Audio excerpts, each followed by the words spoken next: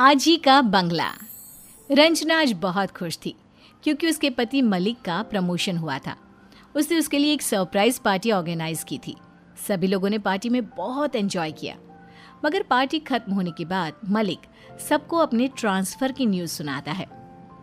आप लोगों के साथ यहाँ पुणे में रहकर मुझे बहुत खुशी हुई, मगर अब जब मेरा ट्रांसफर लखनऊ हो गया है तो आप सबसे गुजारिश है कि अपना प्यार हमेशा मुझ पर ऐसे ही बनाए रखना, और जब भी लखनऊ आओ मुझसे मिलने जरूर आना।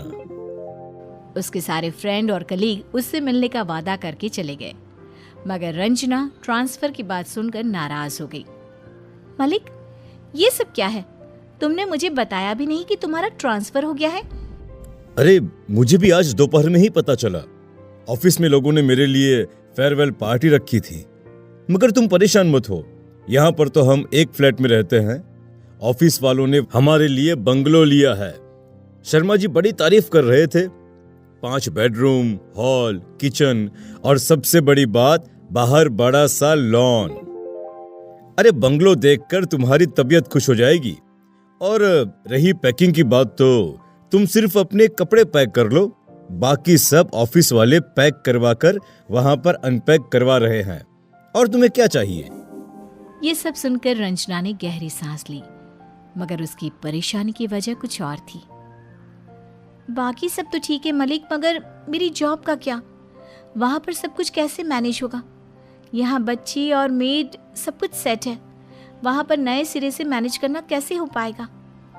एक बार को मुझे वहां लखनऊ ब्रांच में ट्रांसफर मिल भी जाए, मगर मैं काम कैसे कर पाऊंगी? देखो, अब इतना बड़ा प्रमोशन मिला है तो उसके साथ थोड़ी बहुत तकलीफ तो होगी ही ना। मगर लखनऊ ऐसी छोटी जगह भी नहीं है कि तुम्हें मेड न मिल पाए। तुम फिक्र मत करो, वहां चलकर सब कुछ मैनेज हो जाएगा। ओके? बेमन से रंजना मलिक के साथ लखनऊ आ गई। बच्चे तो घर देखकर बहुत खुश थे। बड़ा घर होने के कारण दोनों का अलग अलग कमरा था। बाहर खेलने के लिए बड़ा सा बगीचा, जिसमें मलिक ने झूले लगवा दिए थे। रंजना का मन भी बाहर का लॉन देखकर बहुत खुश था। उसके मन की परेशानी थोड़ी बहुत कम हुई, मगर फिर भी उसे मेड की चिंता खाई जा रही थी। मलिक, घर सच में बहुत खूबसूरत है। बस एक बार सब कुछ अच्छे से सेट हो जाए, फिर और भी मजा आएगा। उसने घर के वॉचमैन को मेड की व्यवस्था करने के लिए कह दिया। कुछ दिनों में सब कुछ धीरे धीरे सेट होने लगा था, मगर बच्चों की परेशानी थी। स्कूल से आने के बाद बच्चों के रहने के लिए अच्छे डे केयर की व्यवस्था नहीं हो पा रही थी। रंजना कुछ दिनों तक तो वर्क फ्रॉम होम करती रही, मगर फिर उसे भी ऑफिस जाना ज़रूरी था। एक दिन उसने देखा कि वॉचमैन किसी बुजुर्ग महिला से बात कर रहा था। उससे बातचीत करने के बाद वो रंजना के पास आया। नमस्कार मैडम, आप फुल डे के लिए कोई मेड देख रही थी? इन माजी से मिल लीजिए। यह सावित्री देवी हैं। यह इस घर में काम करना चाहती हैं। रंजना ने ऊपर से नीचे तक उन्हें देखा। कलफ करी हुई साड़ी, करीने से बंधी हुई चोटी, एक हाथ में घड़ी और एक में सोने का कड़ा। वो दिखने में बहुत भले घर की लग रही थी, मगर उन्हें काम करने की क्या जरूरत आन पड़ी? रंजना कुछ कहती उससे पहले ही सावित्री जी ने बात शुरू कर दी। देखो बेटा, मुझे देखकर तुम्हारे मन में कई सारे सवाल उठ रहे होंगे। मैं तुम्हारी माँ की उम्र की हूँ, यहीं पास में कॉलोनी में रहती हूँ। बेटा मेरा विदेश में रहता है और बेटी मुंबई में। घर पर अकेले रहकर बोर हो जाती हूँ। वॉचमैन से बात करने पर पता चला तुम्हें अपने बच्चों का ध्यान रखने के लिए कोई मेड चाहिए, इसलिए मैं चली आई। तुम्हारा भी काम हो जाएगा और तुम्हारे बच्चों के साथ मेरा भी मन लगा रहेगा। अरे मेम साहब, हम इन्हें बहुत पहले से जानते हैं, आप इन पर भरोसा कर सकते हैं। वॉचमैन के कहने पर रंजना ने उन्हें अपने यहाँ काम पर रख लिया। पहले तो सावित्री जी बच्चों के स्कूल के आने के समय आती और रंजना के ऑफिस से आते ही चली जाती, मगर धीरे धीरे रंजना उनसे खुलने लगी थी। उसके बच्चे भी उन्हें बहुत प्यार करने लगे थे। अब सावित्री जी सारा दिन रंजना के घर पर ही रहती थी। सब बाइयों से काम करवाना और बच्चों का विशेष ध्यान रखना, ये सब सावित्री जी बहुत दिल से करती थी। घर की एक ही चीज़ वो इस तरह संभालती मानो उन सब से उनका पुराना कोई नाता हो। रंजना भी खुश थी, क्योंकि बच्चे जो अक्सर टीवी या मोबाइल लेकर बैठे रहते थे, सावित्री जी के साथ उनकी कहानियां और किस्से सुनते। इसके अलावा वे बच्चों के साथ खेलती रहती थीं।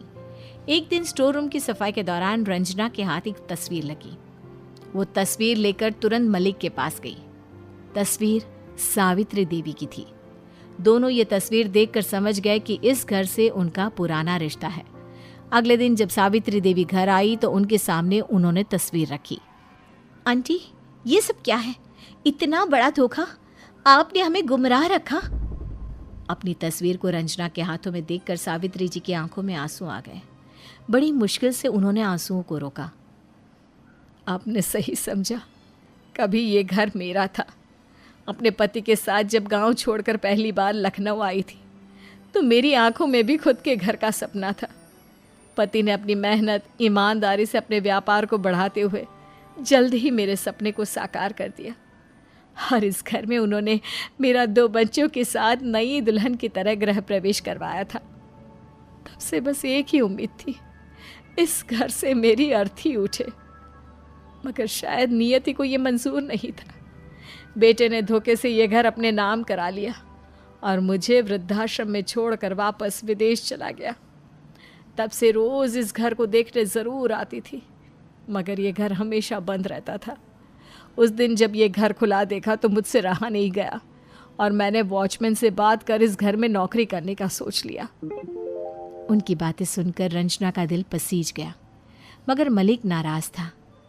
माना कि आप इस घर से वापस जुड़ना चाहती थी, मगर आपने वॉचमैन को ऐसा क्या कहा कि उसने आपके लिए कहा कि वो आपको जानता है?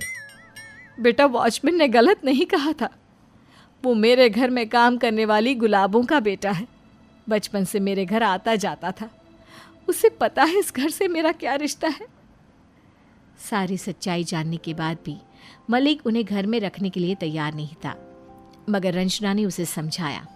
मलिक, यदि सावित्री जी इस घर में रहना चाहती है तो मुझे कोई बुराई नज़र नहीं आती। आखिर उन्होंने ना सिर्फ हमारे बच्चों का ध्यान रखा है, बल्कि हमारे बच्चों में हर वो अच्छी आदत डालने की कोशिश की है जो उनकी दादी नानी डालने की कोशिश करती। सावित्री जी, मुझे आपके यहाँ रहने पर कोई एतराज़ नहीं है, मगर आप यहाँ पर एक ही शर्त पर रह सकती हैं। शर्त की बात सुनकर मलिक उसका मुंह देखने लगा और सावित्री जी ने अपनी गर्दन नीचे झुका ली। उन दोनों को खामोश देखकर रंजना मुस्कुरा दी। और शर्त यह है कि अब आप वृद्धाश्रम वापस नहीं जाएंगी। आप इसी घर में रहेंगी और बच्चे आपको दाइमा नहीं बल्कि आज ही बोलेंगे। बोलिए, आपको मेरी शर्त मंजूर है? रंजना की शर्त सुनकर सावित्री जी की आंखों से खुशी के आंसू बहने लगे। उनका हाथ उसे आशीर्वाद देने के लिए उठ गया और उन्होंने उसे गले लगाकर ढेर सारा प्यार किया। दोस्तों, घर के बड़े बुजुर्ग हमसे सिर्फ बस थोड़ी सी केयर, प्यार और अपनापन चाहते हैं, मगर फिर भी हम उन्हें इस उम्र में वृद्धाश्रम का रास्ता दिखाते हैं और हम ये भूल जाते हैं कि हमारे बच्चे हमारा ही अनुकरण करते हैं। ऐसे में मेरी आपसे गुजारिश है, जहाँ तक हो सके अपने माँ बाप का सम्मान करें ताकि आपके बच्चे भी आपका सम्मान करें।